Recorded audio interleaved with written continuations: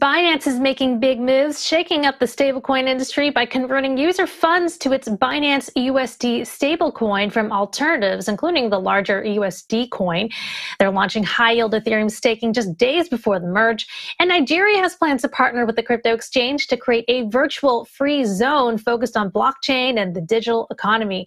Joining us now to discuss is Patrick Hillmann. He's the Chief Communications Officer at Binance. Welcome, Patrick. So this is really interesting. So Binance is going to convert all investments in USDC, Pax Dollar, and True USD into BUSD on September 29th. This is a surprise move that really undercuts your rivals in the stablecoin market.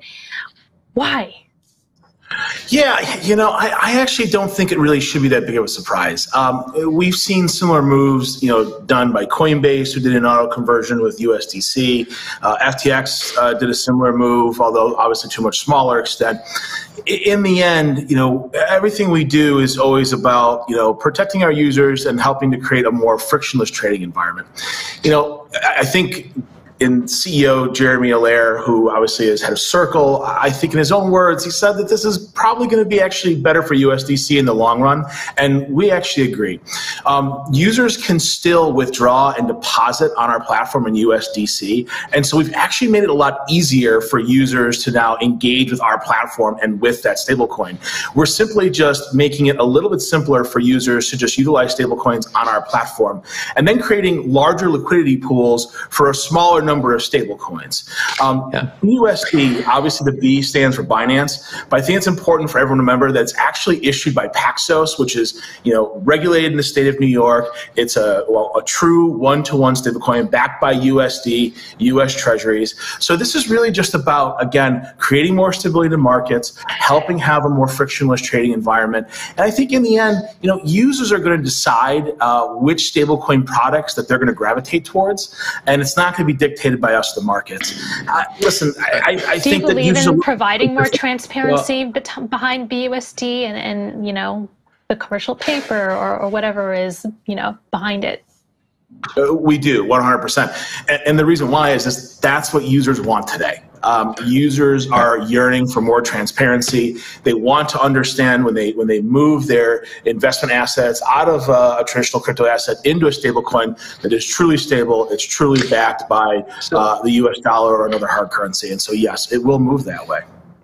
Yeah, so as far as standards go, probably yours is managed by Paxos. It's got probably one of the highest standards when it comes to stablecoin transparency, and transferring or converting a Paxos dollar to a BUSD is just, I would assume, it's just as simple as just changing a ledger.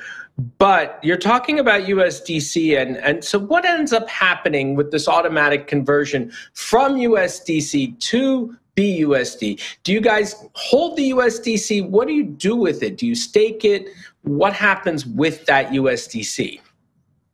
Yeah, well, we actually don't really talk about how we kind of utilize those holding dollars while they're kind of sitting, on our platform. And the reason we do that is for security purposes. But yes, we do actually hold a significant amount of USDC.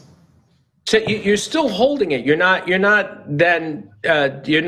redeeming it. You're not selling it out into the market for BUSD in exchange for, okay. So, but you're holding it. You might be staking it. I don't know what kind of security issues there are with USDC. I didn't realize there was a problem with that, but I guess you know more than I do.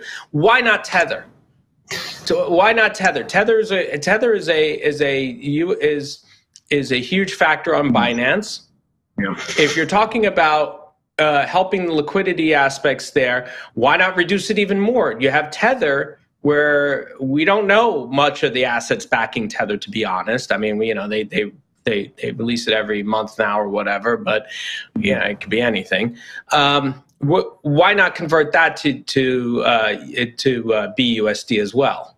Why do they get a break? Well, they're not getting a break, nor is USDC or any of the other coins being targeted, by the way. It was really just about liquidity pool size. We just had smaller liquidity pools for those coins on our platform. This allows us to create one large liquidity pool while users are kind of moving back and forth, their funds on our platform. So what's wrong? Tether is a large player in the space, right? That is a large liquidity pool on our platform. So again, the goal was just to not have smaller liquidity pools. So it didn't make sense to then take another large liquidity pool and create a singular liquidity pool, which was not our objective. Listen, when it comes to Tether, we try not to discuss, we try not to, lead to conclusions on what Tether does and doesn't do, how transparent they are, how transparent they should be.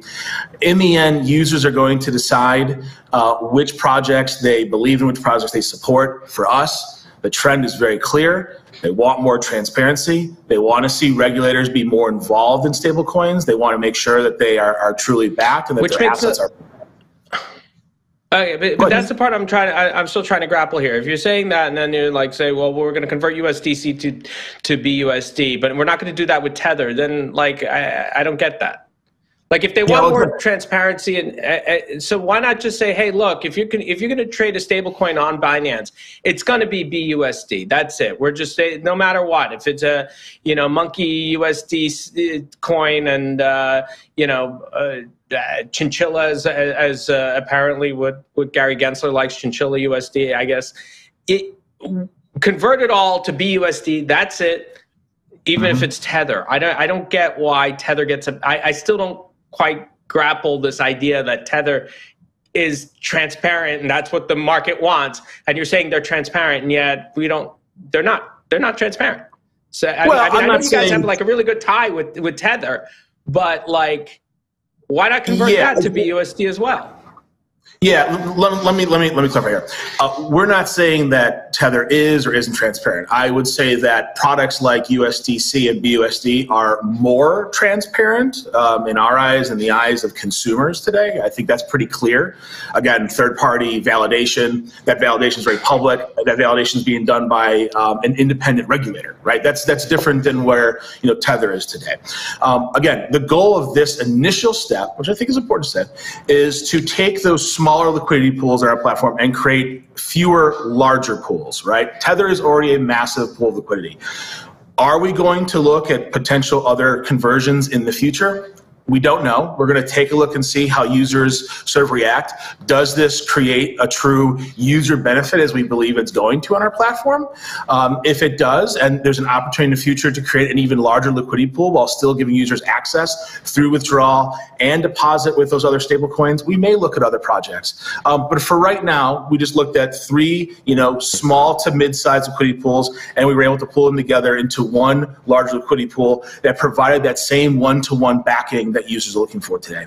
I think whether Tether continues to enjoy its first mover advantage and whether users continue to want to flock to that product, we'll have to see. USDC has made pretty big gains over the last year, as has BUSD. And I think a lot of that is because they have a much different transparency sort of approach to how they engage with their community.